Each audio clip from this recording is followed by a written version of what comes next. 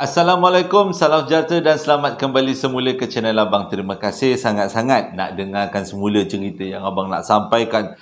Pengalaman daripada ramai orang jadi iktibar untuk Abang, jadi hiburan untuk semua. Hari ni sempena dengan hari Ahad, ada 4 cerita yang Abang nak sampaikan, tapi ceritanya tak berapa panjang, pendek-pendek. Sebab itu Abang gabungkan jadi 4 supaya lebih meriah. Jadi waktu-waktu tengah bercuti ni bolehlah kita dengar pengalaman-pengalaman orang, jadi hiburan, jadi pengajaran. Jadi tanpa berlengah-lengah, sebelum kita mulakan cerita, kita bersama-sama berdoa kepada Allah Ta'ala. Moga Allah panjangkan umur kita, berikan kesihatan yang baik, rezeki yang banyak, dipermudahkan segala urusan kita semua. Amin. Dan kita doakan juga moga-moga Allah berikan syurga buat mak ayah kita di atas jasa-jasa dan pengorbanan yang telah mereka berdua lakukan terhadap kita, membesarkan kita. Jadi tanpa membuang masa, Abang akan ceritakan 4 lagi kisah pada kali ini. Kita mulakan dengan A'udzubillahi minasyaitanirrajim. Bismillahirrahmanirrahim. Cerita kali ini disampaikan oleh seorang abang namanya Yusman, berlaku pada tahun 1987 dekat Kemaman, Terengganu. Ke Pahang? Terengganu. Teguk sangat abang ni punya geografi. Kisah ni pada waktu tu dia masih lagi darjah 4. Dia kata berlaku dekat kampung dia. Kalau dekat kampung, kita punya kampung selalunya ada kedai roncit. Kedai roncit kampung lah.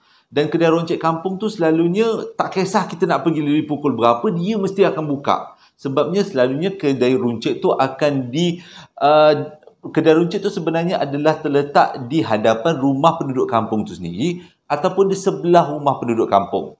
Jadi dengan kata lain, kalau kita pergi pukul 1 pagi ke pukul 2 pagi ke 3 pagi ke, kalau kita ketuk bagi salam elok-elok, mesti ada orang yang dalam kedai tu akan nyaut. Dan orang dalam kedai tu adalah tuan punya kedai yang mana rumahnya terletak di sebelah atau di belakang kedai tu. Mana-mana generasi-generasi baru mungkin tak faham dengan apa yang abang cakap. Tapi jangan risau, tanya mak ayah korang yang dah biasa duduk kampung. Abang pernah melaluinya. Jadi ceritanya adalah berkenaan dengan kedai ni. Pada satu hari 1987, Yusman bagi tahu yang dia pada waktu tu tidur dalam keadaan yang agak panas. Malam tu cuacanya agak panas. Jadi lebih kurang pukul 1 pagi tu, satu rumah ni mengibas-ngibas lah. Kain, mengibas-ngibas selimut. Sebabnya nyamuk menyerang. Bila musim panas kan selalunya nyamuk memang banyak kan. Pada malam tu pula memang lupa nak pasang ubat nyamuk. Sebabkan ubat nyamuk pun dah habis pada malam tu. Jadi berkibas-kibas. Baik Yusman, baik mak dia, bapak dia, adik-beradik dia, mengibas-ngibas selimut untuk halau nyamuk tu supaya jangan hinggap gigit dekat dia orang. Jadi bila dah tak tahan sangat dengan nyamuk yang yang banyak datang menyerang pada waktu tu, jadi mak Yusman pun cakap, apa kata Yusman pergi tolong mak belikan ubat nyamuk. Tapi Yusman kata, mak ni sekarang pukul 1 pagi mak, ada ke kedai buka? Tak apa, kedai pakcik tu buka, kedai yang selalu yang ada dekat kampung kita ni, jangan risau. Katuklah kuat-kuat, bagi salam cakap nak beli ubat nyamuk, mesti ada orang yang menyaut tu, kata. Jadi Yusman pun ambil duit daripada mak dia. Dia tak takut sangat. Dia memang seorang yang tak berapa nak takut. Sebab itu adalah kawasan tempat dia membesar. Jadi memang dia tak pernah rasa takut. Dia berjalanlah daripada rumah dia. Pergilah menuju ke kedai yang dimaksudkan oleh mak dia. Sampai dekat kedai tu, dia pun gendanglah. Assalamualaikum, Assalamualaikum. 1 kali tak menyaut. 2 kali tak menyaut. 3 kali tak menyaut. Kali keempat dia bagi salam. Barulah tuan punya dalam kedai tu menyaut. Bila orang tu menyaut, Yusman pun teruslah bagi alasan kenapa dia datang ke kedai. Tujuannya adalah, pakcik saya nak beli ubat nyamuk. Nyamuk banyak malam ni. Pakcik tu pun menyaut. Nah, tunggu pakcik nak pakai baju dulu. Biasalah orang-orang kampung kalau tidur ada kalanya dia orang belengging. Tak pakai baju, pakai kain pelekat aja, gulung-gulung tinggi. Jadi dia kata, tunggu pakcik nak buka baju dulu. Nak buka baju. Nak pakai baju. Nak pakai baju dulu, nanti pakcik sampai dekat depan kedai, nanti pakcik akan panggil engkau. Jadi Yusman ni tunggu, pakcik tu tak buka-buka pula kedai. Entah ram sangat dia pakai baju agaknya.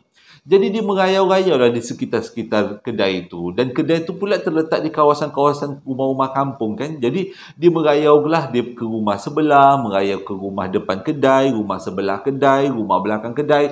Lepas tu balik semula ke kedai, tak buka juga. Merayau lagi pergi rumah jiran yang lain pula. Waktu dia tengah merayau-rayau tu, kena bayangkan rumah kampung tu semua rumah tinggi tau. Bukannya rumah macam sekarang yang terletak di atas tanah. Jadi semuanya ada rumah tinggi yang boleh lalu bawahnya, boleh main, boleh lalu. Sampai dekat satu rumah ni, dia kata, daripada jauh dia nampak ada seorang kakak, rambutnya panjang, bajunya putih. Dan dia macam seolah-olah mengintai-ngintai daripada celah-celah kayu, lantai kayu yang ada dekat rumah tu. Macam, gitu. Abang bayangkan macam tu. Jadi Yusman ni dia macam rasa macam nak tahu apa akak tu sebenarnya buat apa. Tengah mengintai-ngintai apa. Dia tak tahu sebenarnya tu bukan akak. Itu sebenarnya makcik Rockers. Jadi dia pun datanglah dekat ke rumah tu. Dia pun duduklah dekat salah satu tiang dekat rumah tu. Rumah tinggi kan? Ada salah satu tiang dekat rumah tu. Jadi dia tengoklah akak tu apa benda lah akak tu buat menjengah-jengah dekat lantai tu. Jadi waktu tu akak tu tak perasan yang Yusman ada. Dia bukan mengintai macam manusia mengintai, dia macam mengintai macam nak makan. Muka dia punya gaya dia tu macam nak ada benda makanan yang nak jatuh daripada lantai dan masuk ke mulut dia. Itulah dia punya gaya dia. Macam merakas-rakas dekat lantai rumah tu. Macam abang buat gaya sikit lah supaya kita semua faham. Jadi dia tengoklah akak tu apa benda lah akak tu buat. Lepas tu dah lama-lama tengok, tiba-tiba makcik Rockers tu baru perasan yang Yusman tengok dia. Jadi bila dia nampak Yusman tengok dia, dia pun macam terkejut. Ada budak. Agaknya lah dia punya gaya macam tu. Ada budak. Lepas tu bila makcik Rockers tu terkejut, Yusman pun terkejut juga. Dia perasan aku rupanya. Jadi dalam masa lebih kurang 5 ke 6 minit, diorang bertentangan mata satu sama lain. Pada waktu tu Yusman boleh nampak muka dia. Muka dia memang bukan muka manusia. Memang muka makhluk alam sebelah. Dengan dia punya kedut-kedutnya, mata merahnya, dengan rambut yang panjangnya, mukanya hodoh. Tapi Yusman kata dia tak takut. Dia lebih kepada, siapa dia ni? Budak umur darjah 4 kan? Waktu tu pula, bukannya semua rumah ada TV. Agaknya lah kan. Jadi kalau ada TV pun, cerita-cerita yang ada kat TV tak adalah cerita-cerita seram yang make upnya cantik-cantik kan. Jadi pada waktu tu dia macam terteka-teka. Akak ni buat apa bawah rumah? Tapi kenapa mukanya hodoh? Rambutnya panjang tak bersihkan. Pakai pula baju putih berkibai-kibai. Duduk bawah rumah orang. Apa yang akak ni buat? Dia tengok je akak tu. Akak tu tak berkelip tengok dia. Tengok je. Agaknya dia kata, budak ni tak takut ke dengan aku? Aku dah puas dah. Nenung-nenung muka dia. Tak ada pula dia bergerak. Agaknya lah Kak Rockers cakap macam tu. Jadi dalam masa lebih kurang 6 minit tenung-menenung berlaku antara satu sama lain. Tiba-tiba pakcik yang kat kedai tadi tu, yang katanya tadi pakai baju komen lama lagi, dia pun buka kedai sambil dia panggil nama Yusman. Yusman, sini, pakcik dah buka kedai. Pada waktu tu Yusman terus toleh. Dia menoleh ke arah pakcik yang datang suaranya. Dia macam toleh. Ya pakcik, kejap. Sekejap je Yusman toleh. Bukannya lama, sekejap. Bila dia paling balik ke arah makcik Rockers tu dah hilang. Tak tahu ke mana. Pelik kata Yusman. Sebabnya, kalau katalah itu manusia, dia tak boleh lari. Sebab kawasan bawah rumah tu memang ada sedikit pagar. Kalau dia lari pun, tak boleh lari lajulah. Dengan kata lain, sebab dia dah kena merangkak-rangkak bawah rumah, takut dia terlanggar alang-alang ataupun takut tersungkur. Jadi tak mustahil akak tu kan boleh pergi secepat tu. Tapi bila Yusman pandang semula ke akak tu hilang. Barulah dia perasan pada waktu tu yang dia nampak bukan manusia tapi makhluk alam sebelah. Nak kata takut, dia tak takut. Dia yakin rasa macam, tu pengalaman baru. Dan lepas tu dia pun bekerjalah pergi kedai pakcik tu, beli ubat nyamuk dan dia balik rumah. Sampai dekat rumah dia cepat-cepat cerita ke mak dia. Mak dia pula yang merembang-rembang bulu roma. Rusmannya okey je tapi dia seram pula mak. Macam tu lah ceritanya. Jadi waktu tu itulah pertama kali dia bertentang mata dengan apa yang kita kenal sebagai makcik Rockers. Cerita yang kedua ni abang gunakan nama Rafiq untuk kisah kali ini. Dihantarkan kepada abang melalui panggilan telefon pada tahun 2010 berlaku dekat Batu Cave. Pada waktu tu Rafiq bekerja dekat Batu Cave dekat satu kilang. Katanya kilang tu memang famous. Kilang tu punya besar, lebih kurang 3 padang bola. Tapi dia kata disebabkan 3 padang bola tu lah punyalah besar kilang tu, banyaklah pekerja-pekerja daripada luar dia ambil. Daripada Myanmar, Vietnam dan juga daripada Indonesia. Jadi dia kata, kebanyakan daripada pekerja-pekerja ni, rumah diorang agak jauh daripada kawasan kilang. Dan kadang-kadang kilang tu akan buat overtime. Jadi untuk mengelakkan pekerja-pekerja luar ni, yang daripada luar negara ni, rasa kepenatan untuk buat overtime, pihak kilang telah binakan satu bilik di kawasan belakang kilang. Sebenarnya bukanlah belakang sangat, tapi bilik tu atasnya adalah pejabat. Bawah tu ada ruang kosong, tapi ruang kosong tu diubah suai menjadi bilik. Dan bilik tu agak besar, tempat pekerja-pekerja semua lepak-lepak dekat situ. Baik orang Vietnam, Myanmar dan juga Melayu. Jadi nak jadi cerita, pada tahun 2010 bila Rafiq kerja dekat situ, dia suka lepak-lepak dengan orang-orang dekat situ. Maksudnya pekerja-pekerja daripada luar negara. Bertukar-tukar cerita, bertukar-tukar pandangan dan bertukar-tukar pengalaman hidup. Jadi dia kata banyaklah ada cerita-cerita dia dapat lepak-lepak dekat situ. Dan ada kala juga Rafiq akan tidur dekat kawasan situ. Sebabnya dia pun nak buat OT juga, nak buat overtime. Tak naklah balik rumah, rumahnya agak jauh. Jadi dia tidur dengan kawan-kawan dia yang ada dekat situ. Kawan daripada Myanmar, Vietnam dan juga Indonesia. Pada satu hari, waktu Rafiq habis kerja lebih kurang pukul 5 petang, dia pun pergi ke bilik belakang tu. Bilik belakang yang abang maksudkan tadi. Dan dia berjumpa dengan beberapa orang, kawan-kawan dia yang berasal daripada negara Indonesia. Kawan dia tiba-tiba beritahu, Rafiq, aku sebenarnya nak beritahu dengan kau, tapi takut engkau takut. Sebabnya tak lama lagi kita orang ni akan berhenti daripada kilang ni dan bekerja ke kilang lain. Jadi engkau adalah orang yang akan tinggal dekat kilang ni bersama dengan orang-orang warga negara Malaysia. Tapi nak juga aku ceritakan supaya engkau lebih berhati-hati dekat kawasan ni. Kata kawan Indonesia Rafiq tu lah. Jadi Rafiq kata, beritahu aja, saya okey dan saya seronok nak tahu. Orang tu sambung, tapak kilang ni dulu adalah hutan. Dan boleh dikatakan kawasan hutannya agak tebal kat kawasan Batu Cave. Dan ada juga saya pernah dengar cerita dekat kawasan ni terdirinya kerajaan alam sebelah. Sebenarnya dalam beberapa hari yang lepas, waktu kita orang ni tengah lepak-lepak waktu malam, tiba-tiba ada dua orang datang ke bilik kita orang. Dua-duanya berpakaian seperti puteri zaman dahulu dan juga hulu balang zaman dahulu, zaman-zaman Melaka. Dan waktu tu kita orang rasa macam terkejut. Ini pementasan teater ke datang kat kita orang? Tapi bila saya tanya dengan dia, siapakah dia? Dia bercakap dalam bahasa yang Melayu kuno. Agak baku. Dan dia beritahu dia adalah ketua di tempat ni. Dan dia cuma minta orang-orang dekat sini hormati tempat ni. Jaga kebersihan, jaga jangan gaduh-gaduh dan jaga kawasan ni seperti kawasan dia orang sendiri. Jadi itu pesan seorang puteri itu kepada kami semua. Kata kawan Rafiq ni lah waktu dia bercerita tu. Rafiq pun dengar dengan seronok lah. Dia kata sebab daripada kecil dia memang bercita-cita nak jumpa dengan makhluk-makhluk macam ni. Tapi dia tak pernah dapat peluang.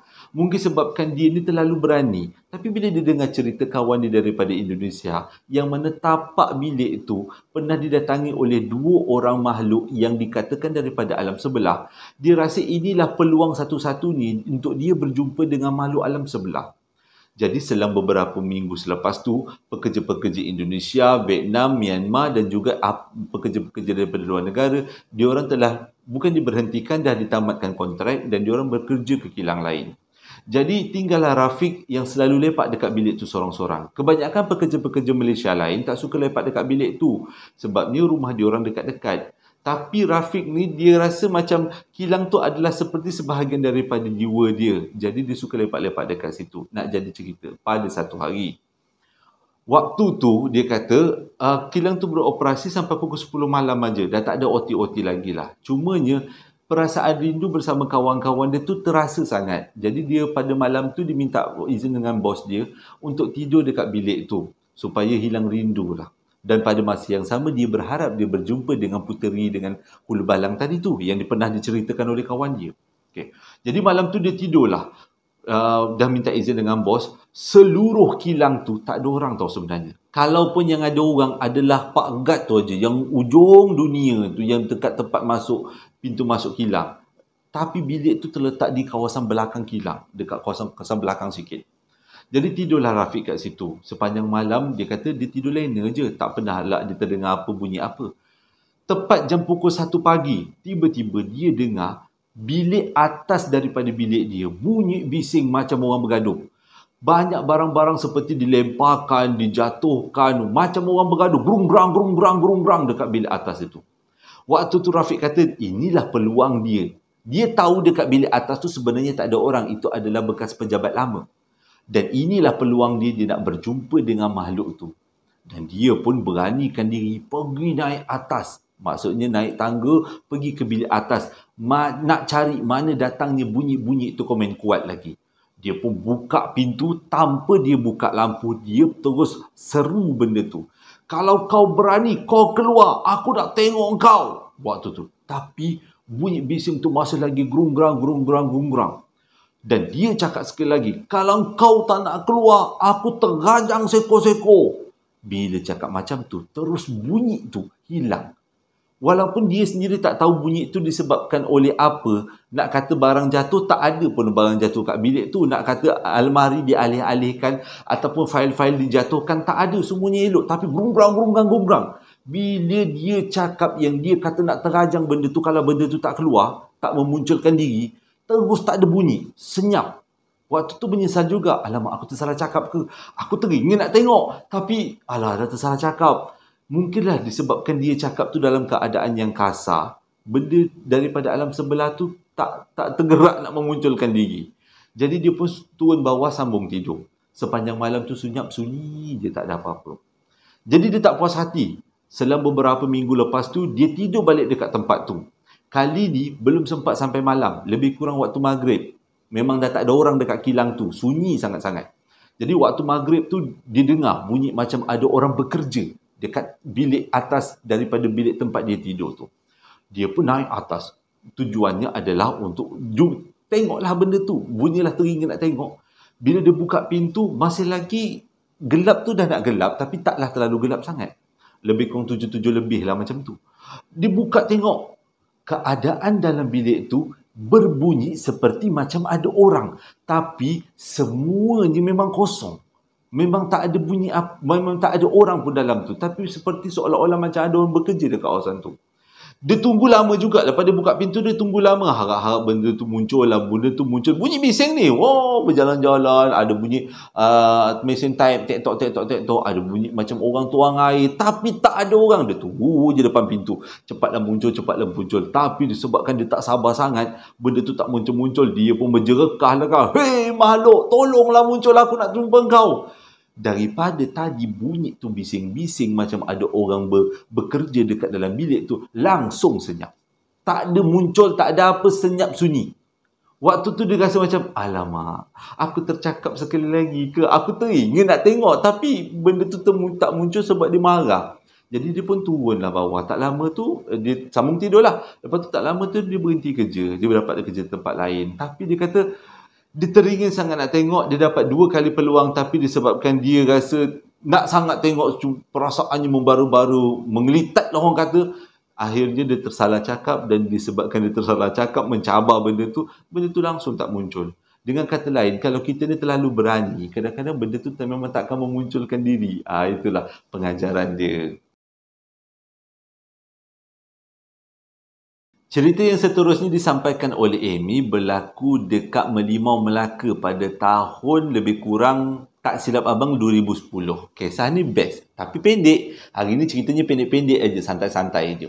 Dia kata Amy ni, dia memang ada kegemaran untuk memancing. Dia sukalah memancing. Jumpa sungai, jumpa lubuk, jumpa mana-mana telaga pun dia mancing lah. Bukanlah telaga, maksudnya kawah lah. Tempat memancing lah. Dia kata memang dia suka explore tempat memancing. Lagipun dia kata dekat Melaka ni banyak sangat sungai-sungai, kawasan-kawasan memancing yang best-best. Tapi dalam banyak-banyak pengalaman dia memancing, ada satu pengalaman dia memancing yang memang terpahat dekat hati dia. Pada hari itu dia pergi memancing lebih kurang lepas maghrib. Dia pergi memancing lepas maghrib dekat satu sungai dekat Merlimau Melaka. Dia kata sungai itu taklah terlalu dalam sangat, tapi masih lagi boleh dengar kenderaan lalu lintas dekat dengan kawasan sungai itu. Jadi dia pun letakkanlah pancing dia, baling pancing dia untuk dapatkan ikan. Tunggu sampai dah pukul 10 malam. Dia seronok lah ni. Dia kata tempat ni dia tak pernah pergi mancing lagi. Dia harap-harap kalau dia memancing kat tempat baru, dapatlah banyak ikan sikit. Dapatlah bawa untuk anak bini dia. Tiba-tiba pancing dia dimakan orang. Salah, pancing dia dimakan. Maksudnya pancing dia dapat ada ikan tarik-tarik lah. Dimakan orang pelik pula nanti. Jadi pancing ni macam ditarik-tarik. Dia pun ambil pancing dia ni, berlawan-lawan lah dengan ikan tu.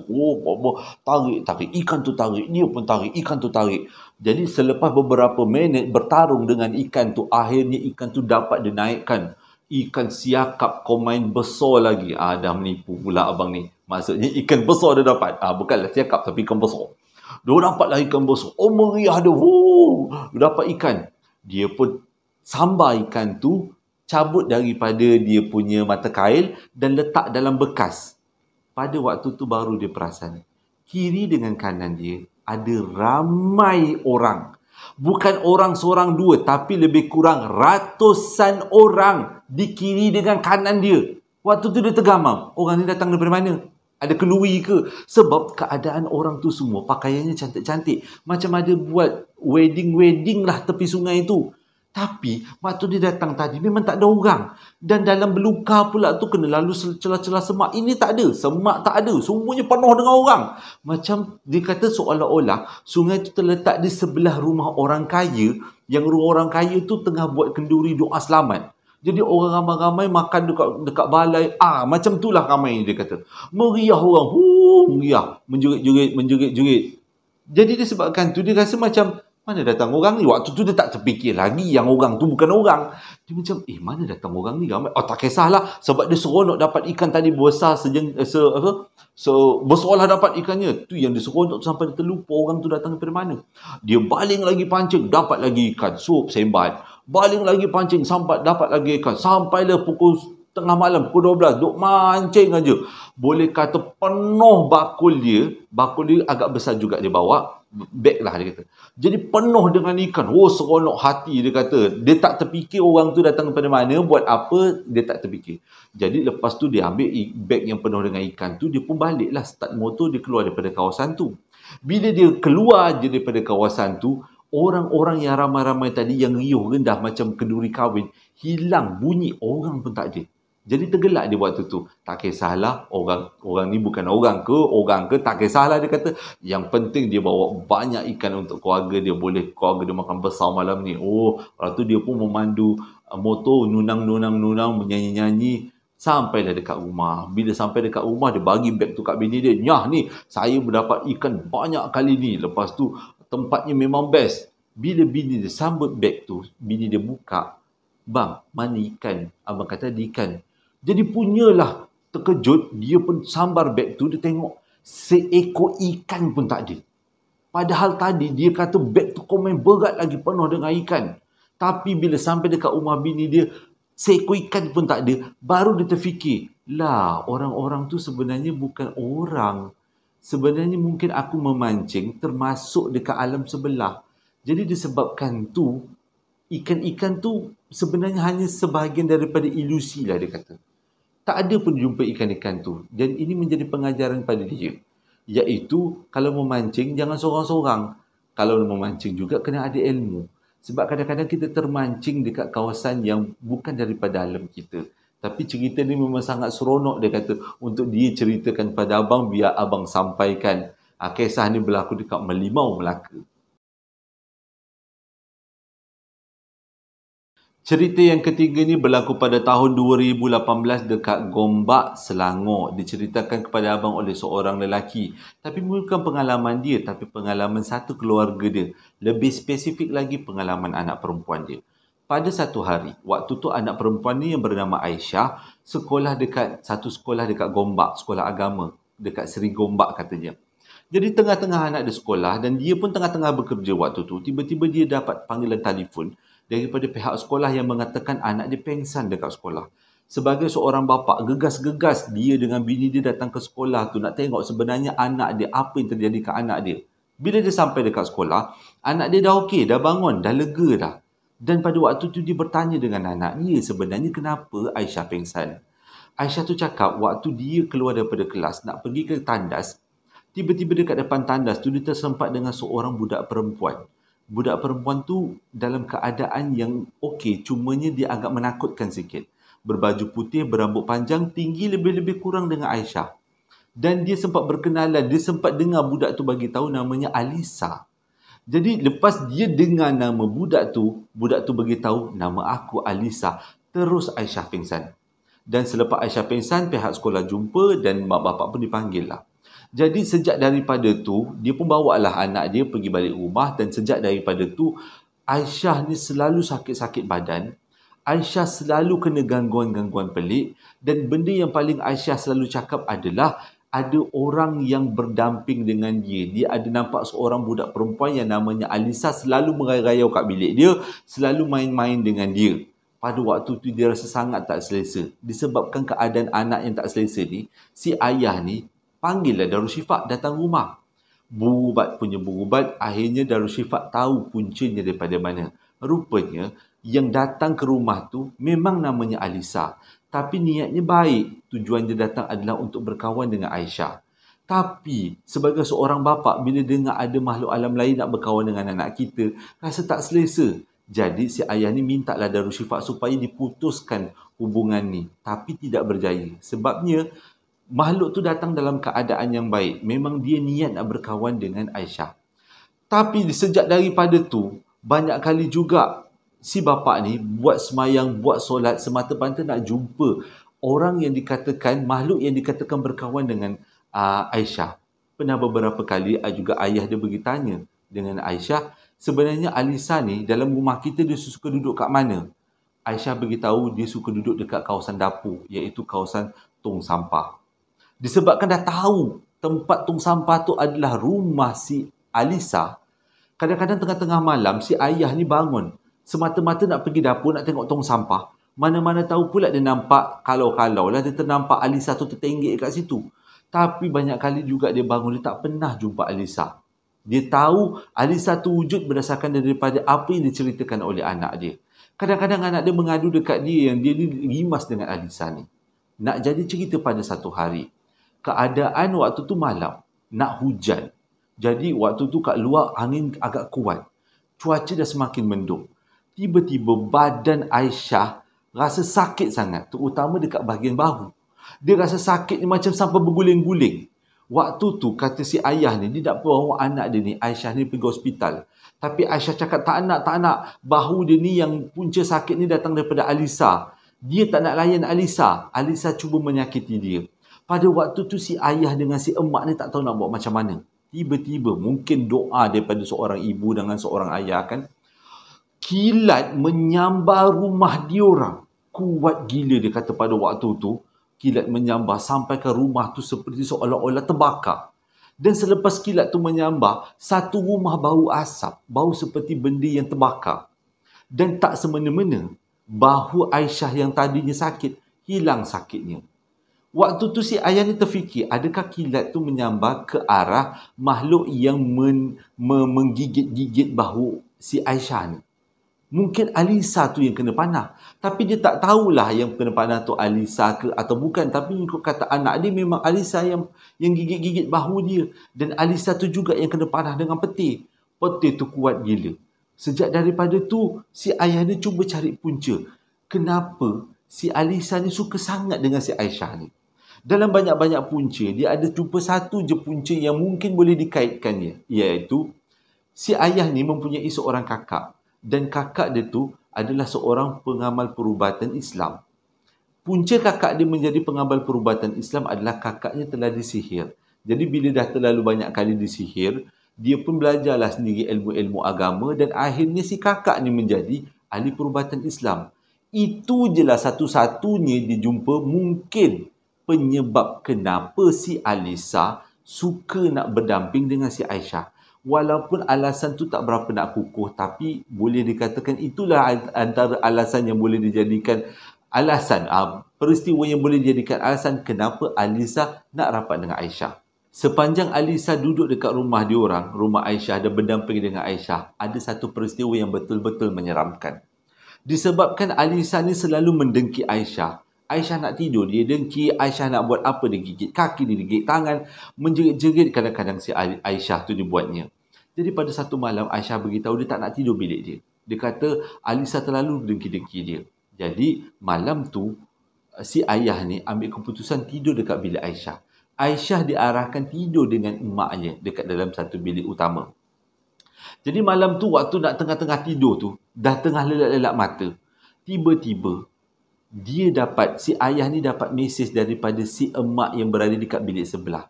Mesej ni berbunyi, "Bang, dengar tak? Dekat ruang tamu, kerusi makan dialih-alihkan." Waktu tu, Si ayah cuba pasang telinga, tak bunyi apa-apa. Tak ada bunyi pun kerusi bergerak. Dia diamkan aja. Dia beritahu dekat bini dia, awak mungkin perasan kot berhalusinasi. Selang beberapa minit, si isteri bagi mesej balik semula kepada si ayah ni tadi. Dengan ayat yang sama. Kali ni bang, bunyi kerusi tu kuat betul. Bukan satu kerusi. Boleh kata ke 5 kerusi, ke 6 kerusi kita dialih-alihkan bang. Memang si ayah ni tak dengar pun bunyi kerusi dialihkan. Dan dia pun panas hati. Dia pergi ke depan, pergi ke kawasan ruang kerusi itu nak tengok keadaan kerusi. Memang betul, kerusi-kerusi semua dah beralih. Tapi dia tak dengar kerusi itu beralih. Tak bila kerusi itu beralih dia pun tak tahu. Cuma dia beritahu, yang bini beritahu kerusi itu beralih.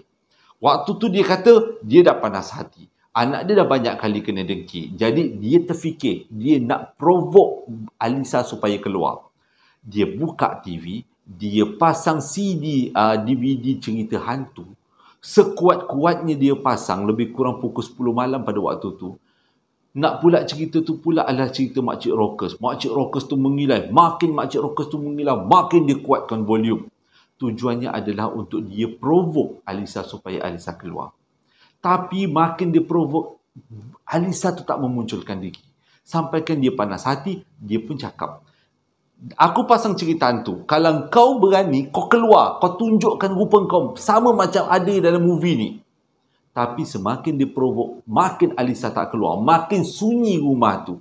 Jadi dia buntu. Alisa ni sebenarnya takut dengan aku ke kenapa? Dan sejak daripada tu, selepas tu, Alisa dah jarang muncul. Banyak kali juga dia berharap Alisa tu muncul dalam mimpi. Yang datang berdamping dengan anak dia. Tapi tak ada. Walaupun macam-macam usaha dibuat, tetap Alisa tak muncul juga.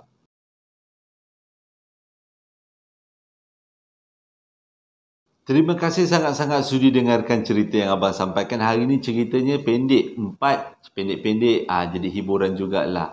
Mana-mana tahu di antara 4 cerita ni, kita pernah mengalami peristiwa yang lebih kurang sama. Dikira macam mengimbau-mengimbau jugalah. Terima kasih sangat-sangat sudi membeli sambal lari yang abang jual, perapan sate yang abang jual. Terima kasih sekali lagi. Hingga berjumpa lagi dalam 2 hari akan datang dengan cerita yang lain. Assalamualaikum warahmatullahi wabarakatuh.